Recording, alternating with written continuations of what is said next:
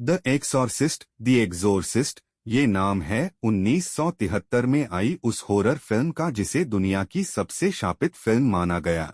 ये फिल्म इतनी डरावनी थी कि इसे देखना मौत से आंखें मिलाने जैसा माना गया। कई लोगों को सिनेमाघरों में ही हार्ट अटैक आया, कई महिलाओं के गर्भपात हो गए। आलम ये था कि अमेरिका में जिस जिस सिनेमाघर में ये फिल्म लगी थी, उसके बाहर एम्बुलेंस रखी जाने लगी। इस फिल्म का रिव्यू करने गए फिल्म क्रिटिक भी फिल्म शुरू होने के कुछ मिनटों बाद ही थिएटर से भाग गए थे। लेकिन कहानी इतनी ही नहीं है। ये फिल्म अपनी मेकिंग के दौरान ही शापित और मनहूस मानी जाने लगी थी। इस फिल्म की मेकिंग के दौरान इससे जुड़े 20 लोगों की मौत हुई, कई हादसे हुए। एक बार सेट जला तो उसमें 9 लोग मारे गए, पूरा सेट जल गया। लेकिन जिस कमरे में भूत वाले सीन शूट होने थे, उस तक एक चिंगारी भी नहीं पहुंची। ये दुनिया की इकलौती फिल्म है जिसे देखने के बाद लोग इतने डिप्रेशन में चले गए कि भगवान पर यकीन दिलाने के लिए चर्च से प्रीस्ट बुलाए जाने लगे।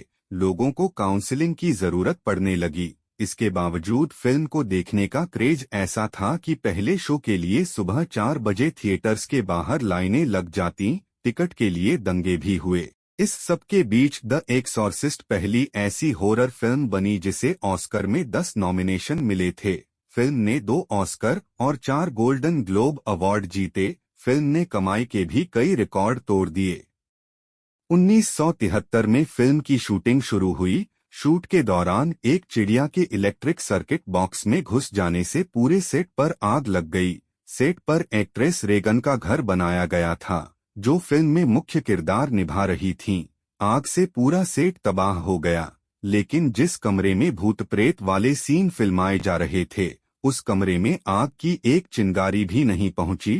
पूरा सेट जलने के बावजूद चमत्कारी तरीके से उस कमरे को बचा देख हर कोई हैरान था। इस हादसे में 9 लोगों की जान गई थी। आपने अभी तक चैनल सब्सक्राइब नहीं किया है, प्लीज कर ले। क्या है फिल्म की कहानी? फिल्म की कहानी एक एक्ट्रेस क्रिस मैकनील की है, जो एक फिल्म के सिलसिले में अपनी बेटी रेगन के साथ एक नए घर में शिफ्ट होती हैं। घर में लगातार अलौकिक घटनाएं होती रहती हैं। रेगन एक दिन मां को बताती है कि उसका एक इमेजिनरी दोस्त कैप्टन हाउडी हैं। क्रिस अपने घर में दोस्तों के लिए पार्टी रखती हैं, जहां उनकी बेटी रेगन कारपेट पर पेशाब कर देती है। जब दोस्त उसे पलंग पर पहुंचाते हैं तो पलंग हिलने लगता है। रेगन का रवैया लगातार वॉयलेंट होता चला जाता है। वजह जानने के लिए क्रिस उसके कई मेडिकल टेस्ट करवाती हैं, लेकिन सभी रिपोर्ट्स नॉर्मल ही रहती हैं। कुछ समय बाद लगातार होती घटनाओं से साफ हो जाता है कि रेगन पर किसी बुरी आत्मा का साया है। कुछ समय बाद उनके घर के बाहर क्रिस के दोस्त डेनिंग्स का शव मिलता है, जिसकी गर्दन घूमी हुई होती है। कुछ समय बाद रेगन खुद अपनी गर्दन घुमाकर डेनिंग्स की आवाज में बात करने लगती है। रेगन की हालत बिगड़ती जाती है और उसके शरीर पर रोजाना नए जख्म बनते हैं। एक डॉक्टर क्रिस को सलाह देते हैं कि उन्हें किसी फादर की मदद से बेटी की झाड़फूंक करवानी चाहिए। फादर कारास जब रेगन का इलाज करते हैं तो भूत लगातार रेगन को नुकसान पहुंचाता है। रेगन के शरीर को काबू कर चुका भूत कहता है कि वो तब तक शरीर नहीं छोड़ेगा जब तक रेगन मर ना जाए। कई संघर्षों के बाद आखिरकार फादर रेगन को बचाने में कामयाब हो जाते हैं। रेगन के ठीक होने पर क्रिस उसे लेकर दूसरे घर में रहने चली जाती हैं।